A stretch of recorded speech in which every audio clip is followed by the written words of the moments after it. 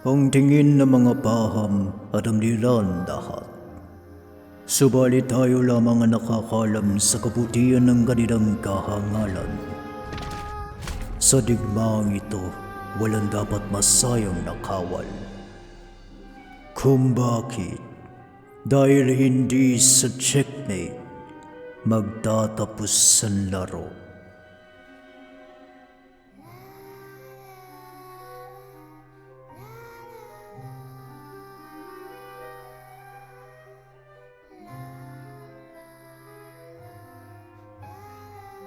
Tayo'y nagtipon sa araw na ito upang alalahanin ang ating kasamahan.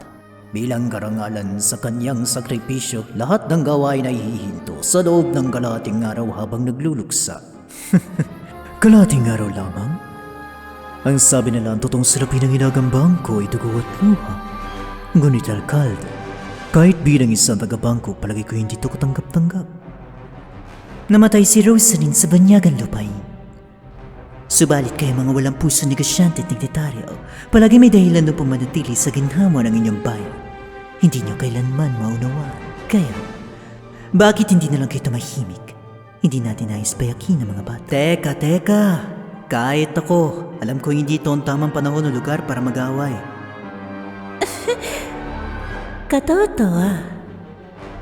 Nadumihan mo ng pamamaraan ng kanyang karangalan. Isang malaking sayang ang sakripisyo ni Louis Falter.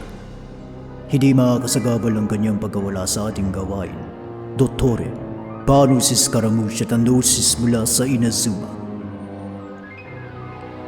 Ayon sa nakasanayang karunungan, hindi maiintindihan ang banal na kaalaman na makatwiran. Matapos mapagdagumpayan ng banal na pagtingin, kikilos siya muli. Oras na para wakasan ang pangandula na ito. Sa kasalukuyan, wala na kayong madla. Hayaang iukit sa yelo ang bawat sakripisyo at tumagal kasama ng bansa na matagal na panahon. Sa ngalan ng kanyang kamahalan ng Saritsa, sasamsamin natin ang kapangyarihan mula sa mga Diyos.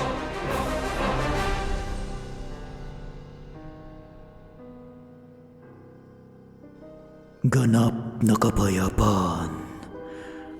Ganyan ang kaloob mula sa Saritsa.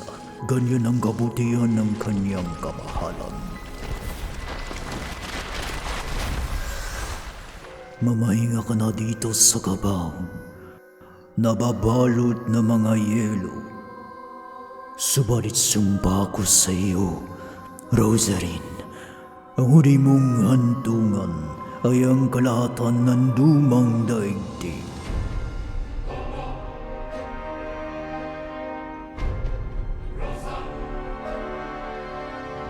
Masasabi kong mukhang bata ka ngayon, Doktor.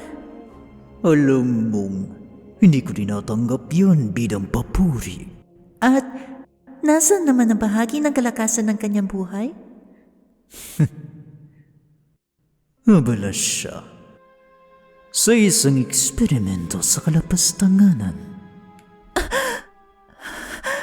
Kole, oras na para pang-patrol.